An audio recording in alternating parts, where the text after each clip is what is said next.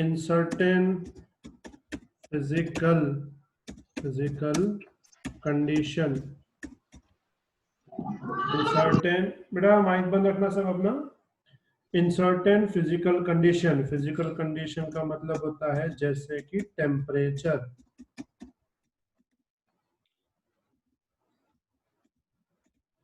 In certain physical condition, the electric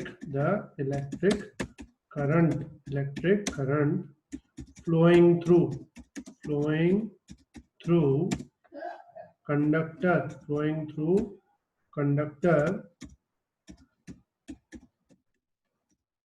is directly proportional to the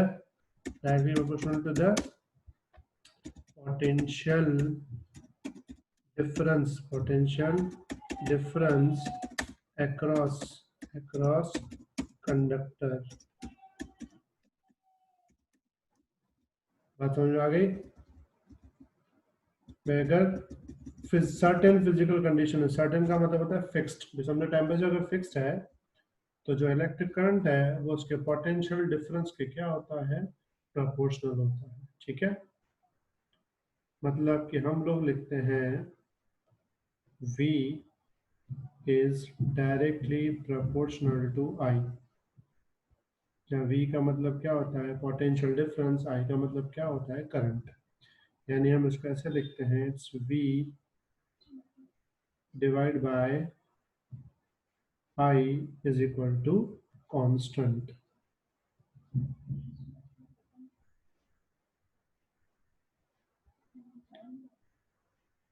ठीक है बेटा, एक सेकंड मैं आ रहा हूँ, एक सेकंड खाली, ये लिखना हो तो एक मिनट लिख लेना।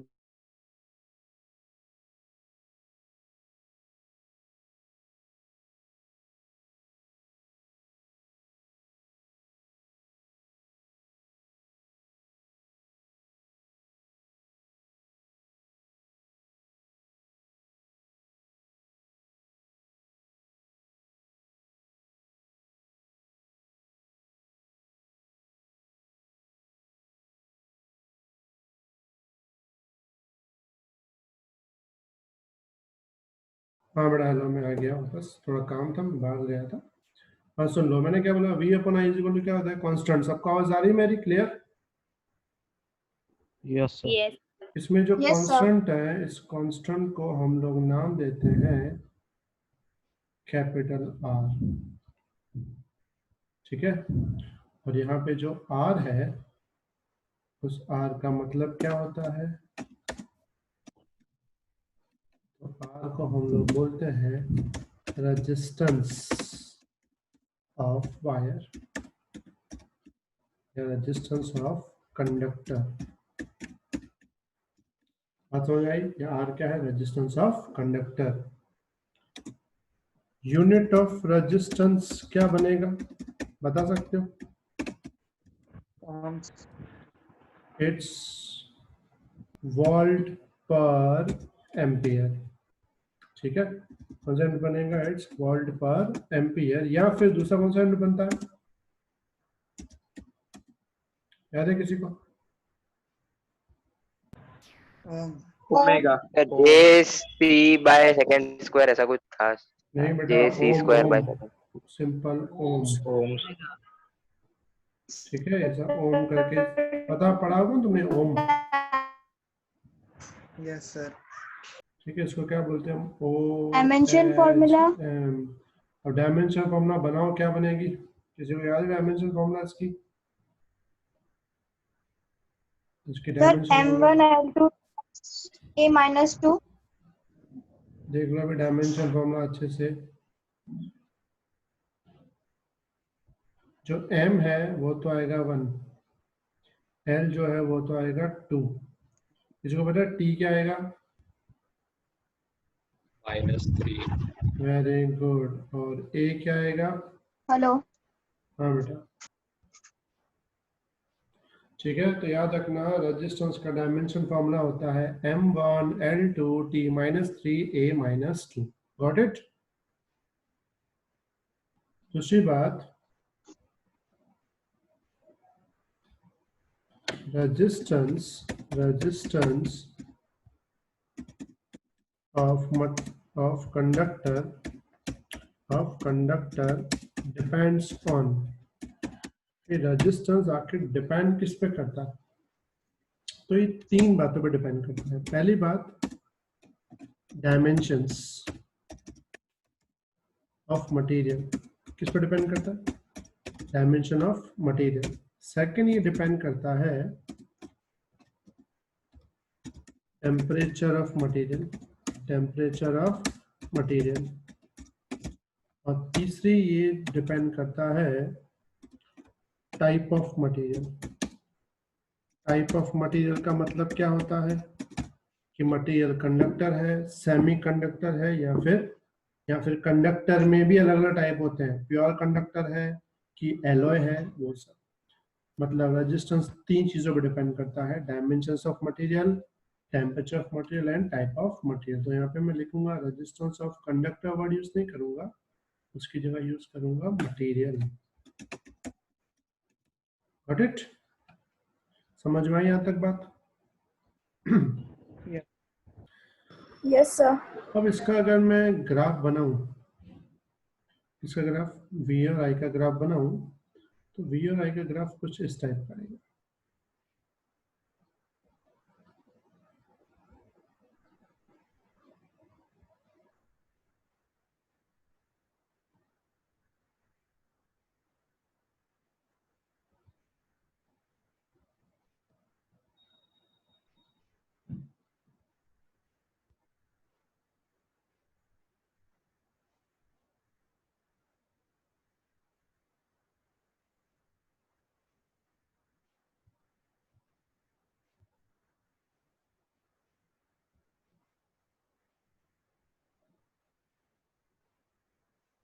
ध्यान से पूरा देखना बेटा।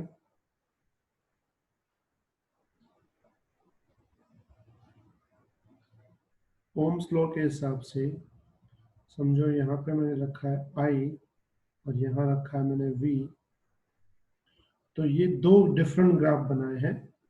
ये जो दो डिफरेंट ग्राफ हैं अलग अलग टेम्परेचर पे है, ये है T1 टेम्परेचर, ठीक है, और जो दूसरा ग्राफ है वो है T2 टेम्परेचर। तो तुम्हें इस ग्राफ को देख के क्या मुझे बता सकते हो टेम्परेचर में कौन सा बड़ा होगा और कौन सा छोटा?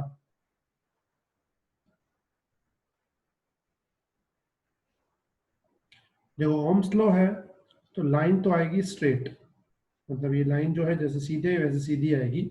लेकिन ध्यान से देखो T1 T2 में फर्क है। जो T1 है वो करंट की तरफ झुका हुआ है और जो T2 है वो वोल्टेज की तरफ झुका हुआ है।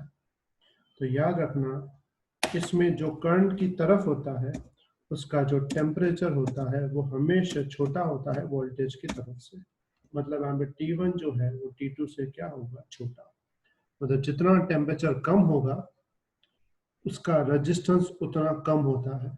जितना टेम्परेचर कम होता है उतना ही रेजिस्टेंस भी कम होता है, और जितना रेजिस्टेंस कम होता है उतना करंट ज्यादा होता है। और जितना टेम्परेचर बढ़ेगा रेजिस्टेंस बढ़ेगा, रेजिस्टेंस बढ़ने से करंट कम होगा, इसलिए ग्राफ वोल्टेज की तरफ जाता है। बात समझ में आ गई सबको? किसी को डाउट है यहाँ तक? सर एक बार फिर से बोलो ना। फिर से मैं रिपीट करता हूँ कि रेजिस्टेंस जो है वो टेम्परेचर पर डिपेंड करता है। जितना टेम्परेचर ज्यादा होगा उतना रेजिस्टेंस भी क्या होगा? ज्यादा। और जितना टेम्परेचर कम होगा उतना रेजिस्टेंस भी क्या होगा? कम। तो मैंने देखा T1 छोटा है, T1 छोटा है मतलब टेम्परेचर भी कम, रेजिस्टेंस कम। अगर रेजिस्टेंस कम हो जाएगा तो करंट ऑटोमेटिकली बढ़ जाएगा। इसलिए जिसका टेम्परेचर कम होता है वो ग्राफ की लाइन करंट की तरफ होती है, और जिसका टेम्परेचर ज्यादा होता है वो ग्राफ की लाइन टेम्परेचर करंट से दूर होती है।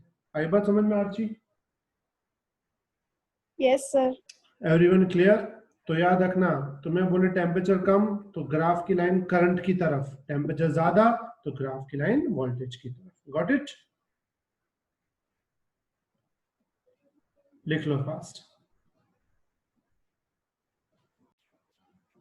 हम पढ़ रहे टॉपिक कौन सा? Limitations of Ohm's law. अब उसमें पहली लिमिटेशन ये है कि हमने अभी जो ग्राफ देखा था फर्स्ट अभी तो उस ग्राफ में v और i एकदम ग्राफ लीनियर जा रहा था, एकदम स्ट्रेट लाइन। अभी देखा हमने, पता चला वो चीज। लेकिन in some devices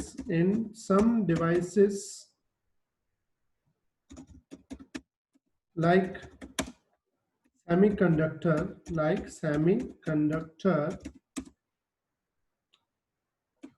the relation between v and I is non-linear। Non मतलब क्या होता है, कुछ ऐसे सब्सटेंस होते हैं जिसमें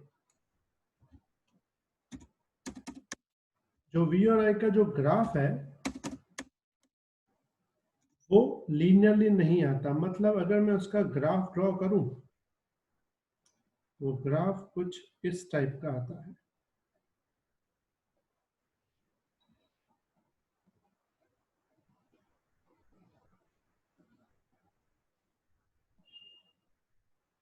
पूरा ध्यान, यहाँ पे हम लोग लेते हैं समझो I और यहाँ हम लेते हैं V, ठीक है। तो कुछ डिवाइस में ग्राफ ऐसा होता है। तो ये ग्राफ स्ट्रेट लाइन हुआ कि नहीं? No sir. स्ट्रेट नहीं हुआ। मतलब in No, some sir. devices like semiconductor the relation between V and I is non-linear।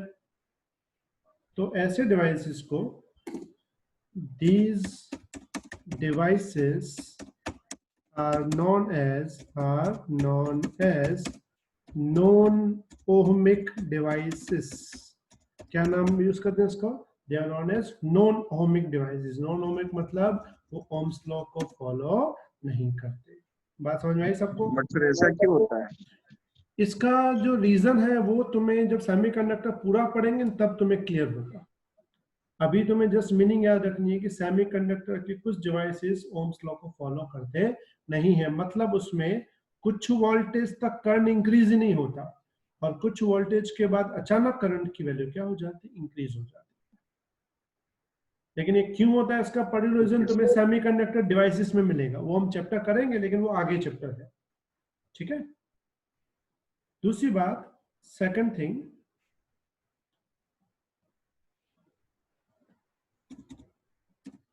अब देखो, in some devices if we change the polarity, then the value of current is also change, which does not follow Ohm's law। अब इसका meaning क्या है वो पहले समझो। What is meaning of polarity? किसी को पता है व्हाट इज पोलैरिटी क्या होती है?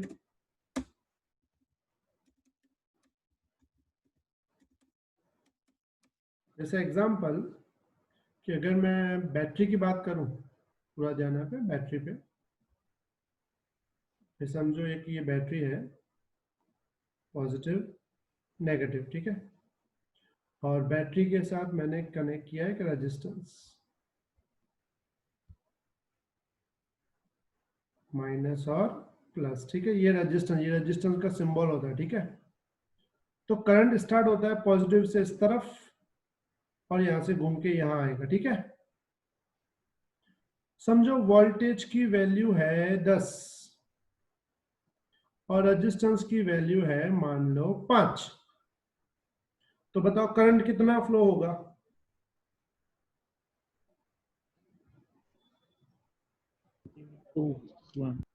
कितना फ्लो होगा बोलो? Current 2 ampere. अब अगर मैं सेम सिचुएशन में ऐसा कर दूं, R वही लेते हैं हम 5, ठीक है, V वही लेते हैं हम 10। तो मैं दिख रहा है इस डायग्राम में मैंने क्या चेंजेस किए हैं? यस। क्या चेंज किया मैंने, बताओ। Positive and negative pole. Positive terminal. इसको टर्मिनल बोलते हैं, चेंज कर। इसको बोलते हैं चेंज द पोलैरिटी। तो करंट ऐसे हो जाएगा। तो बताओ इसमें करंट कितना आएगा?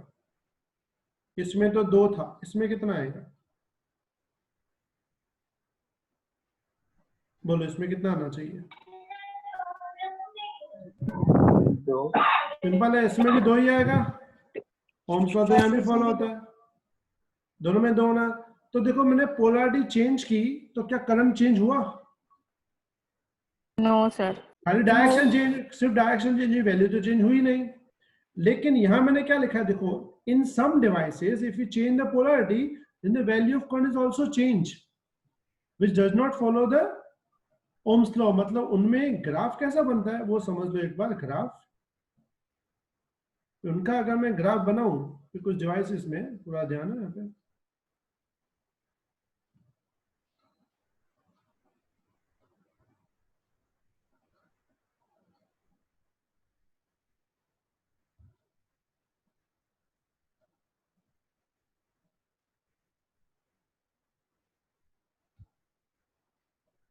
देखो इसमें अगर हम लोग यहाँ पे लेते हैं, ये सबको मेरी आवाज आ रही है क्लियर? Yes sir. आई, ये रिवर्स में आई, ये लेते हैं V, ये रिवर्स में V। ये पहले V जो था और I जो था उसका समझो ग्राफ ऐसा बना, ठीक है, और एक ग्राफ की वैल्यू आई मिली एम्पियर में। लेकिन कभी कभी इस वोल्टेज को मैं माइनस कर दूं, माइनस करने का मतलब होता है ऐसा, ये जो पोलैरिटी हमने बदली नहीं यहाँ पे, इसको ऐसा बोलते हैं। तो करंट भी ऊपर की जगह कहाँ जाएगा? नीचे जाएगा।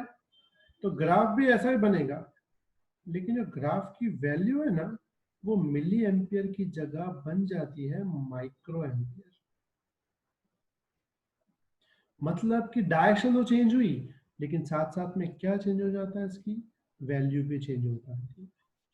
मतलब जो डायोड्स होते हैं, नाम सुना है जैसे एलईडी, सुना है एलईडी, लाइट एमिटिंग डायोड। तो ऐसे डिवाइसेस में अगर हम पोलैरिटी बदलते हैं तो करंट की वैल्यू बदल जाती है, मिली एम्पियर से क्या बन जाती है, माइक्रो एम्पियर। वैसे अगर ये ओम्स लॉ फॉलो करता तो क्या होता? अगर ये ओम्स लॉ फॉलो करता तो क्या होता? अगर यहाँ मिली एम्पियर है तो यहाँ भी मिली एम्पियर आता, लेकिन ये ओम्स लॉ फॉलो नहीं करता, इसलिए मिली एम्पियर का क्या बन जाता है, माइक्रो एम्पियर। बात समझ में आई? Yes sir. तो Yes, sir. पहला पॉइंट ये था कि कुछ डिवाइस में V और I नॉन लीनियर है। दूसरा पॉइंट ये है कि पोलैरिटी बदलते हैं फिर भी वैल्यू बदल जाती है, जो बदल नहीं रही। तीसरी एक important point, in some electronic devices like diode, transistor, नाम शायद तुमने ऐसे सुने होंगे। In some electron devices like diode, transistors, at one particular current, there are more than one values of potential difference are obtained। कुछ value में कैसा होता है डायोड में या उसमें ट्रांजिस्टर में, जैसे ओम्स लॉ में ग्राफ लीनियर था। अब लीनियर का मतलब क्या था? अगर V बढ़ेगा तो I भी बढ़ेगा, V बढ़ेगा तो I भी बढ़ेगा, और अगर V की वैल्यू चेंज तो I की वैल्यू भी क्या होनी चाहिए, चेंज, जो हमने ओम्स लॉ में पढ़ा था। अगर समझो मैं यहाँ पे V ये 10 था तो करंट 2 हो गया। अगर मैं V को 9 कर दूं तो करंट कितना हो जाएगा यहाँ पे,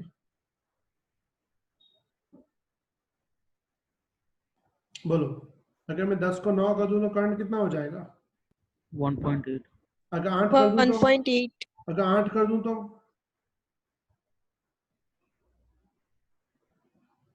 8 कर दूं तो? 1.6 इसका मतलब अगर मैं V चेंज करता जाऊंगा तो I भी चेंज हो जाएगा, ये ओम्स लॉ है। लेकिन कुछ डिवाइस में ऐसा नहीं होता, कुछ डिवाइस में किस टाइप की बात होती है वो मैं तुम्हें समझा दूं।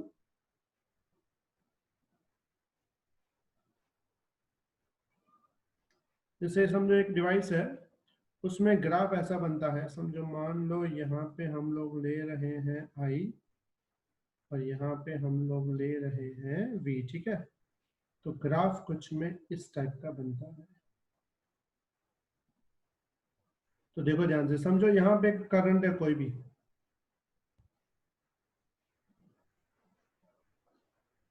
तो देखो इसने यहाँ एक तो क्रॉस किया, तो यहाँ पे एक वोल्टेज मिलेगा,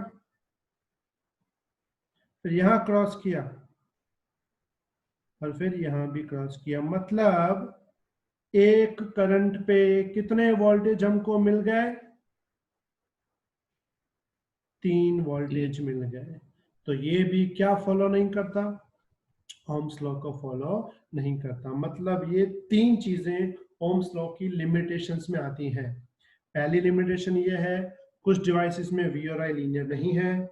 दूसरी में ऐसा है कि अगर हम पोलैरिटी चेंज करते हैं तो वैल्यू बदलनी नहीं चाहिए थी, लेकिन वैल्यू बदल जाती है। और तीसरा इंपॉर्टेंट पॉइंट क्या था, कभी कभी एक करंट पे मोर देन 1 वोल्टेज या उससे उल्टा भी एक वोल्टेज पे मोर देन 1 करंट अवेलेबल होते हैं। आई बात समझ में सबको? क्लियर? Yes sir. तो नॉर्मली ये जो एग्जाम में क्वेश्चन आता है, बोलते हैं define Ohm's law and give its limitations. तो तुम्हें ओम्स लॉ को पहले डिफाइन करना है, फिर लिमिटेशंस लिखनी है। चलो फटाफट अभी ये लिमिटेशंस सारे अच्छे से लिख लो फास्ट।